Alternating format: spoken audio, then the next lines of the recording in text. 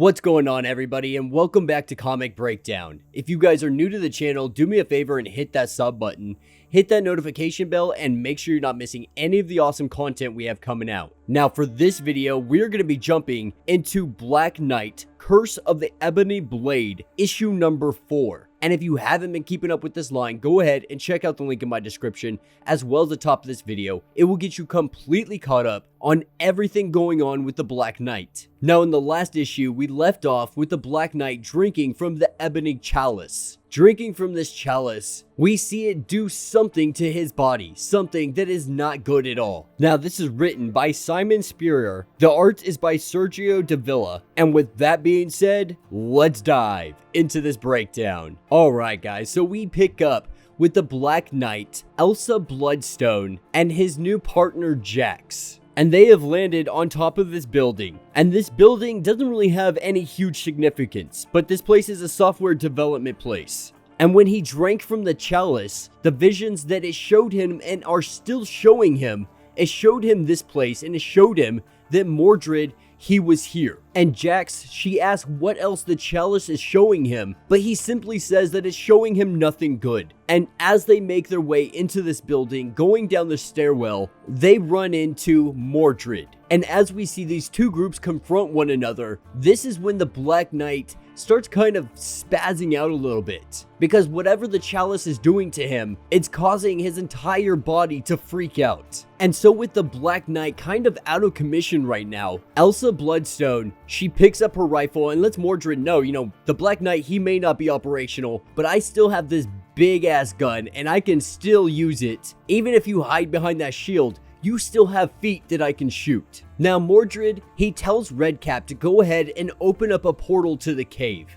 After having him open up this portal, he takes the bloodstone from his head. Taking it from Redcap's head, he disappears into dust. And he tells Elsa that this is the only reason that she is even helping the Black Knight. And if she were to take this stone, they would have no quarrel and she would have no reason to be here. And we see Mordred toss her the stone. Now, at first Jax is like, you're not really going to leave so you can go resurrect a dead family member while we're in the middle of this. But Elsa's like, no, I'm definitely gonna go do this. I'm leaving right now. Like, family is family. I came for what I needed. Whatever you guys got going on, you can handle this. And so with Elsa walking out of the room, we see the Black Knight attempt to try to battle Mordred. But with the state he is currently in, he can't fight anybody. He tries channeling all of his rage like he normally does. The same things that help him fight continuously and get more power, but it's not working, not this time. Because the chalice, it's showing him so many different things right now. It's showing him visions of the past, showing him all of the pain, all of the shame. All of this is supposed to strengthen him, to feed him into this blade, but it's not working. But at the end of the day, he got what he wanted. He wanted answers and now he's getting them. He's getting all the answers even if he didn't want them. You put the armor on. The Black Knights, they've put the armor on not really knowing what it means to be the Black Knight, to hold the Ebony Blade. But now he knows because he has seen everything that the chalice has shown him. And the Black Knight, he's a monstrosity. He's Camelot's dirty little secret, the berserker, the butcher, the hero who defends the light by diving into darkness. The Black Knight, he definitely did good in the past, the first one, Sir Percy. But as the years grew on, the darkness grabbed hold of him more. With every year, the collateral grew, the mistakes got harder to hide. And our Black Knight, he thinks, it was probably a relief for Percy when that assassin blade took his life. He could have very easily held on to the Ebony Blade and he could have came back. But he chose death. Finally, a way out of all of this. And so with that, we have the death of the first Black Knight. And though he did stick around, lingering as a spirit, thinking maybe that he could cure this, he could find a way to cure himself from this curse of the blade. Now we see Mordred and the Black Knight and they are battling it out. And right now the Black Knight, he is super freaking OP. He has all of this power, all this raw power just building up inside of him right now. But Mordred is truly just taunting him, asking him if the chalice has shown him all of the secrets? Has it shown him all of Mordred's secrets yet? And of course it had already shown him this. What it showed is Mordred. Now King Arthur, he called Mordred nephew, but the truth of the matter is this is his son. Arthur ended up sleeping with his sister, and that is how Mordred was born. And Mordred, he was treated like complete crap because of this.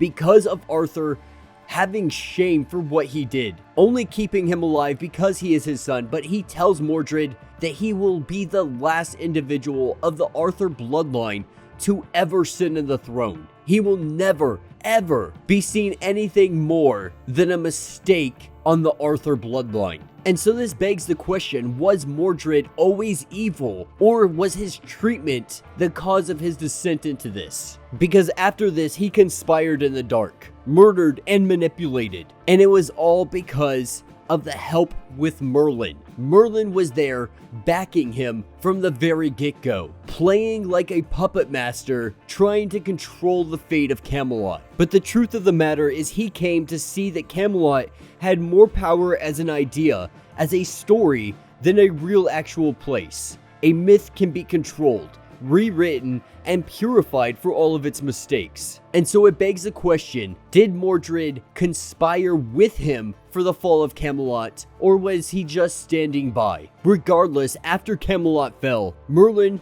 he went to work, using a great magic to strip away everything that didn't fit into his myth. The familiars and the pagan gods, the woman and the colorful faces, even the memories of a tortured ghost, all completely cleansed, dumped like echoes where inconvenience fade away. And what was left, what he carried off to other worlds, was nothing more than Merlin's creation. Now at this point, Mordred has gotten the upper hand in this fight, and we see Jax pick up that big ass gun, and she points it at Mordred and she fires away, Mordred using the shield to block the shot. We see the Black Knight try to tell her to stop, to not go any further, to not face off Mordred by herself, that he knows everybody's secrets, and he whispers into her ear, and we see her drop down to her knees, able to seep into her mind and use her own biggest fears, her biggest secrets against her, causing her to have a kind of a mental breakdown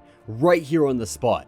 And Mordred, he asked the Black Knight, he asked him one last thing. Has it shown you how all of this ends? And the chalice, it showed him how all of this, it could have stopped before all of it started. If only Sir Percy hadn't had a child. And being of the Arthur bloodline, it was passed down from generation to the generation, from next Black Knight to the next, each one trying their best to try to control this curse, this rage that they get when they pick up this sword. And so how does all of this end? It ends the only way it can. And this is where we see the Black Knight take the Ebony Blade and he casts it to the ground. And he says that he refuses. He refuses to be defined by his flaws any longer. And that's exactly what being the Ebony Blade is. It is defined by your flaws, using the worst parts of you as your power. And the Black Knight, he is done with it. He doesn't want any part of it anymore. And he sees all of this and he is just done. Casting the sword to the ground, Mordred takes the opportunity, using the ebony dagger, and he plunges it into the stomach of the Black Knight. And we see the Black Knight bleeding out, crawling away from Mordred. Mordred going and picking up the Ebony Blade. Taking all of these ebony items, he is going to create something. He is going to forge something.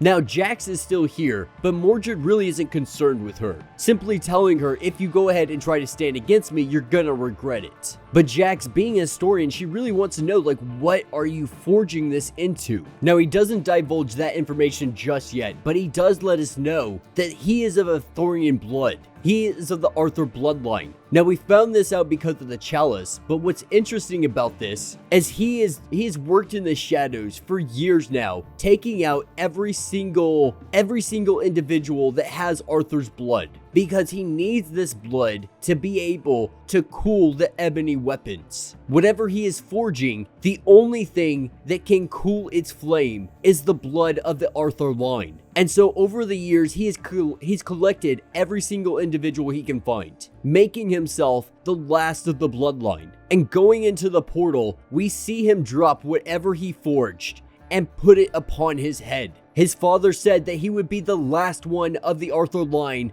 to inherit the throne, and now he truly is the last one. And we see him put on the crown, the ebony crown. Now Jax, she takes this opportunity to try to attack him, picking up a sword against him and swinging it, but we see her literally fall apart. The power of this crown is unmatched. And he tried to tell her, he tried to warn her to stay away, because now nobody can face him. Not Merlin, not the Black Knight, definitely not Jax. And using the ebony crown, he will forge a new Camelot. He will make it prosper again. He will rule over the land and other worlds. And so rises the Dark Pendragon. And that will be the end of this issue. So let me know what you guys think down in the comments. The next issue will be the last issue for the Black Knight Curse of the Ebony Blade. And I have to say, so far this line has really